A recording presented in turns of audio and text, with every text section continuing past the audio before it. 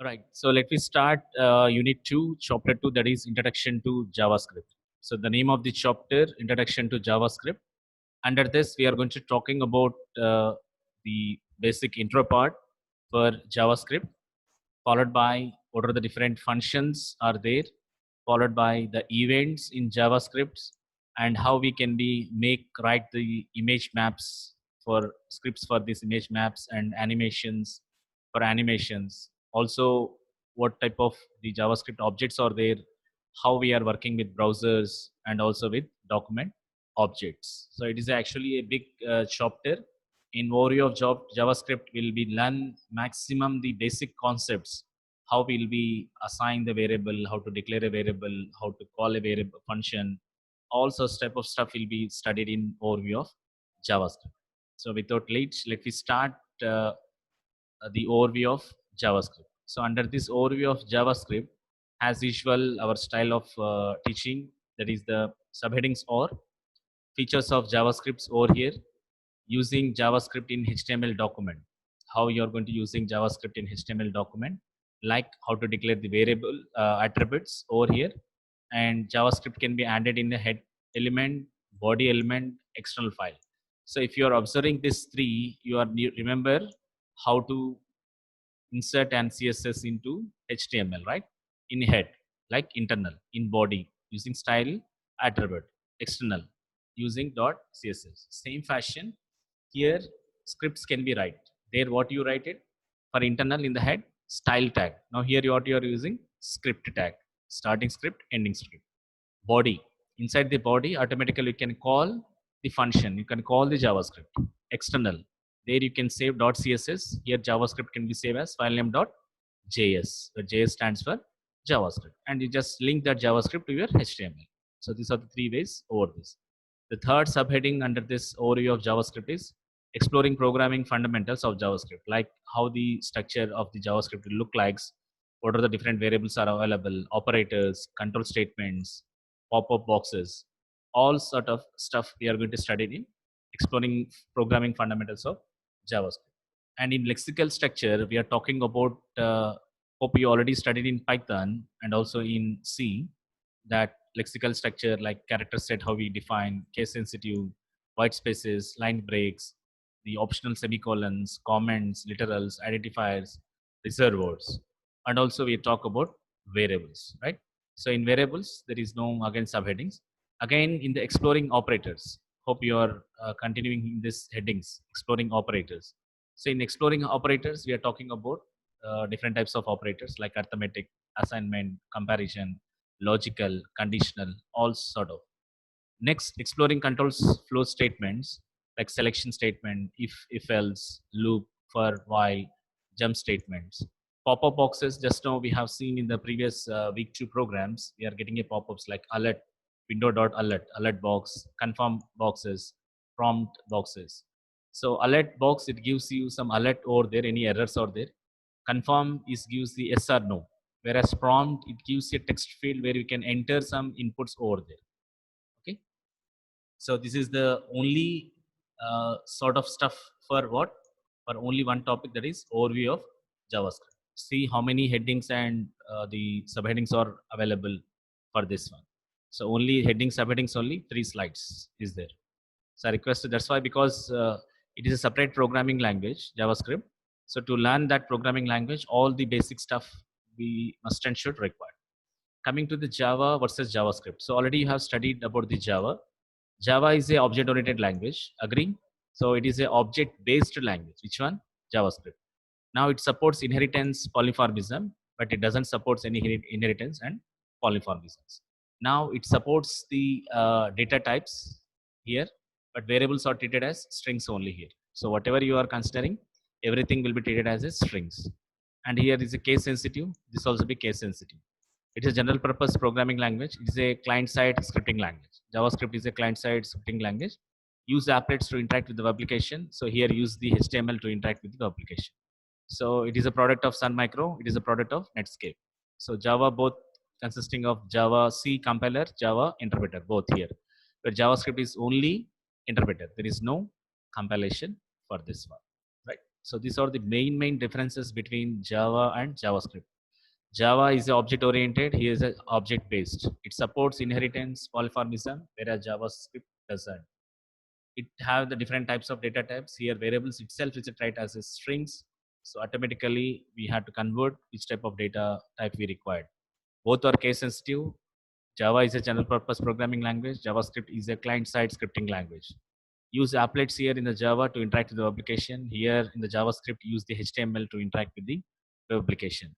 Java is a product of Sun Microsystems, whereas JavaScript is a product of Netscape. Java will support both compiler and interpreter, and JavaScript is an interpreter only, right?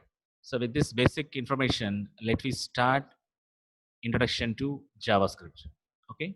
So before going to start the introduction to this JavaScript, we need to talk a little bit of about the DHTML, that is dynamic HTML over here. Dynamic in the sense dynamic behavior at the client side. So any changes you are doing at the client end, now what type of action will be done for this? For example, to validate the HTML pages, we don't have any validation over there. Whatever you are entering the markup language over there, the same thing will be displayed on the page, but it is not say that whether you enter details are correct or not. So to validate that, JavaScript will be act here. So if you see the figure here, when I click here, when I click on this HTML link, it will open in the JavaScript and it will check whether whatever the details is correct or not. If it is correct only, then it will open this particular photo. So to make some validation in the HTML, we are going to using this JavaScript. Clear? Okay. Now, one more example at the right hand side. If you see the home, our product, again we have submenu, product 1, product 2. Again, product 2 consisting of again some subheadings like disk setup, help, like this. So to make sure one after the other, to make some dynamic behavior, we are also using dynamic HTML as well. Okay. So what is DHTML is? Dynamic HTML makes possible a web page to react and change in response to the user action. So based on the inputs the user has given, it will be react to particular that input.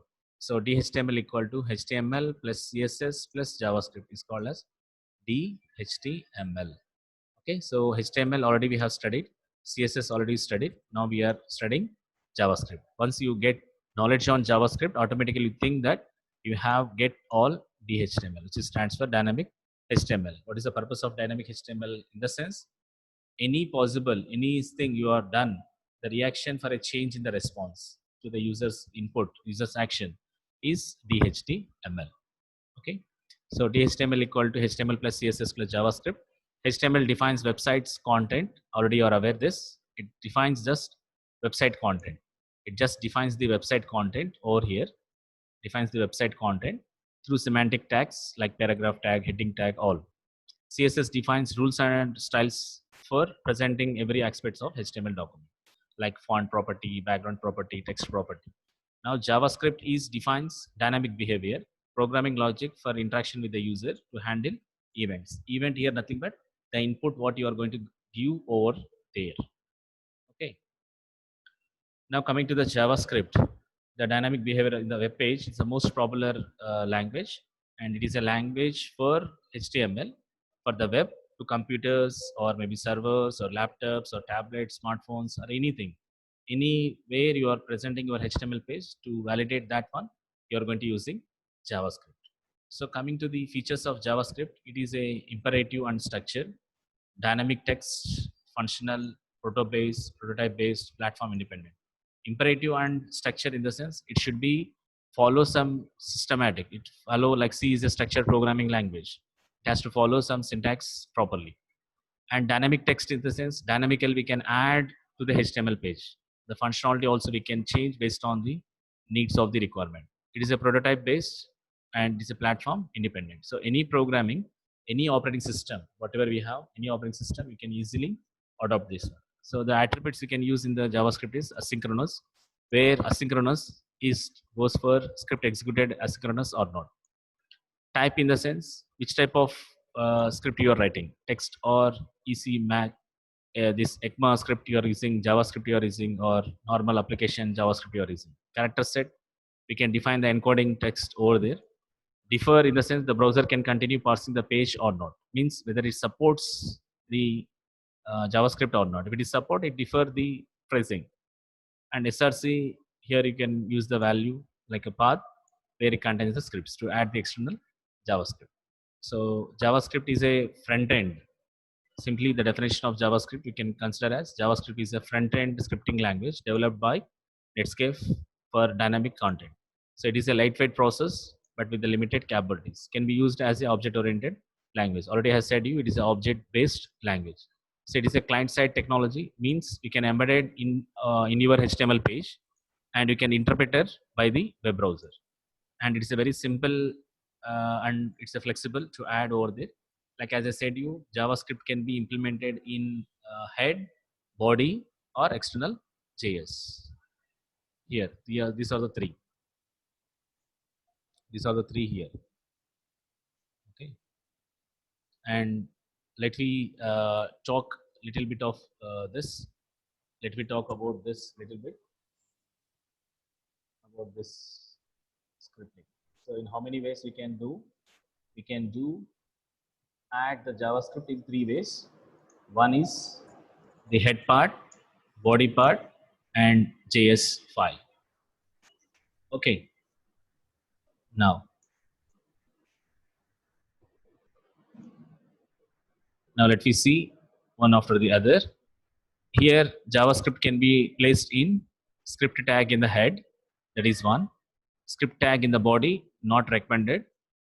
And external scripts tag head, that is you can link with the help of link tag this script with the help of SRC attribute. So Java is usually extension of JavaScript is .js. So it is a highly recommended for this. The .js files can cache by the browser. So how you can add the external is the help of SRC like scripts.js. You can add the help of script tag. Okay. So in between the script you can add here. So JavaScript when it is executed, JavaScript code is executed during the page loading or when the browser fires an event. So JavaScripts are automatically executed when the page will loads, or else when you are triggering based on the input, based on the event fire, the browser will automatically run this. So all statements are executed at page load itself. Some statement just define the functions that can be called later, because it will just define the functions. Whenever you call the function inside the program based on the trigger, based on the action, it will be executed. So function calls or codes can be attached as event handlers via tag attributes. So executed when the event is fired by the browser. So how means example, already we have seen on click equal to some count, multiple examples we have seen it. So here I am using adding an image logo.jf. On click, when I click on that particular image, it is open a alert dialog box, alert over this alert of click. Right? So the best example here, the same in the body. What I'm doing here is I'm inserting an image src logo.jf on click equal to test click. When I click on this, unclick on that, a particular function will be called. This is a text function. So what's the message you are sending here? The message you are sending as click. The same message will be displayed on the alert box. On top of it, alert box it will display with the message. The message is clicked over there.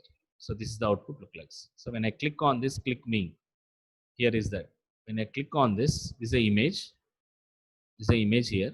So when I click on this, click me, it will open a alert box consisting of message called as click. Click on OK to close that. Fine. So the rest of the other examples, whatever we have, the other example, the syntaxes will be discussed in the next class. Now till now we have seen only how a JavaScript can be written. This is a small example. After this we have discussed it. Okay. So that's for today.